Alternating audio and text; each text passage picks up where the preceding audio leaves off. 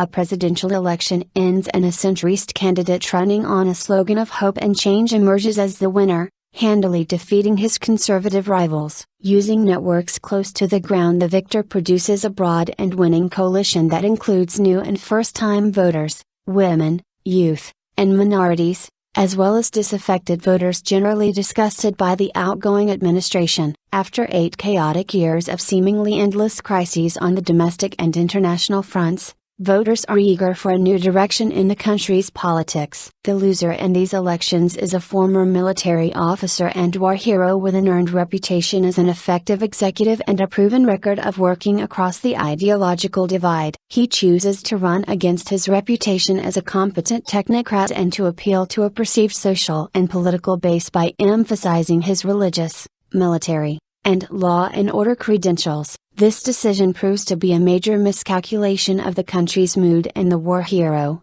once the frontrunner, loses badly. The defeat comes as a shock to the candidate and his conservative allies who, cloistered in a closed loop of sympathetic media, were certain of victory. The fallout from the election exposes previously hidden fault lines within the conservative movement and sets off what promises to be a protracted period of self-examination and recrimination between former allies. This is not a composite narrative of Barack Obama's winning campaigns against John McCain and Mitt Romney in 2008 and 2012, but the story of Hassan Rouhani's successful presidential run earlier this summer. Not unlike Obama, Rouhani won by basing his campaign on 3 basic and overlapping themes: fixing the economy, restoring Iran's name and position in the world, and ending 8 years of Ahmadinejad-style politics. He won, in other words, in the way that most politicians win elections, on domestic issues. Despite being one of the most well-covered and closely watched foreign elections in recent history,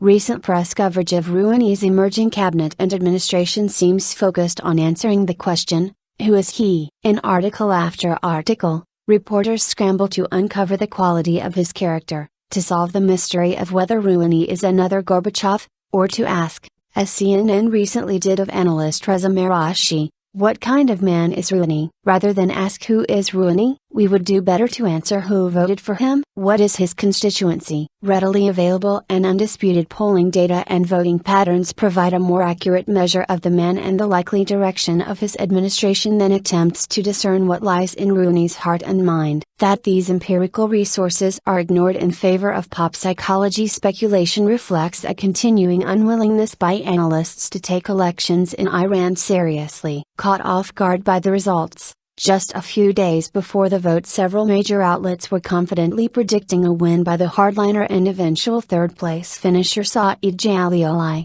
Many American and European observers have responded to Rouhani's win by expressing skepticism about the validity of the vote and its importance. Statements that the election was effectively meaningless reflect the long-standing conventional wisdom that elections don't matter in Iran, that democracy there is an absurd theater, a distraction from the real politics going on behind the scenes and away from the reach of the public. What these critics fail to explain, or choose to ignore, is why 37 million Iranians, nearly 73% of the electorate, turned out to vote on June 14, 18 million of whom voted for Rouhani. Outside observers frequently assume a level of knowledge and perspective not available to the casual observer or ordinary Iranian citizen. Unlike most Iran experts, however, voters who participated in the election must live in Iran and are therefore well aware of the limits of reform there. For all of their hardened skepticism of politics, ordinary Iranians recognize that the elections gave them their best chance at producing change,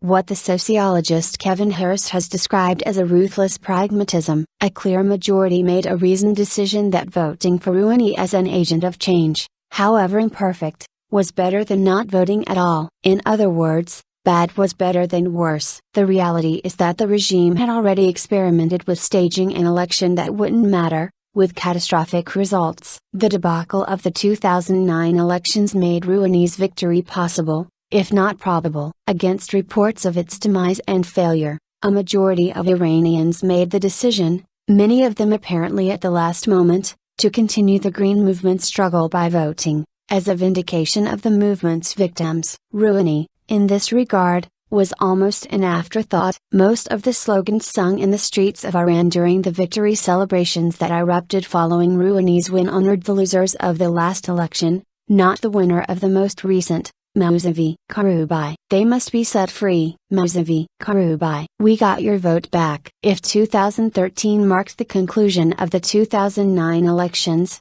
then it also drew out the lessons learned from that awful experience, namely the recognition by state leaders and members of society that after the violent crackdown on the Green Movement and 8 tumultuous years of the Ahmadinejad presidency, change needed to occur in the domestic and international politics of Iran, if for no other reason than to prevent Iran from disintegrating into another Syria or Egypt. The tacit agreement between ordinary and elite Iranians to allow change to occur through electoral politics, however flawed, however limited, points to a shared preference for prudence over violent conflict leading to a possible free-for-all or the risk of foreign intervention. Here too, in the choice of process, Iranians decided that bad was better than worse.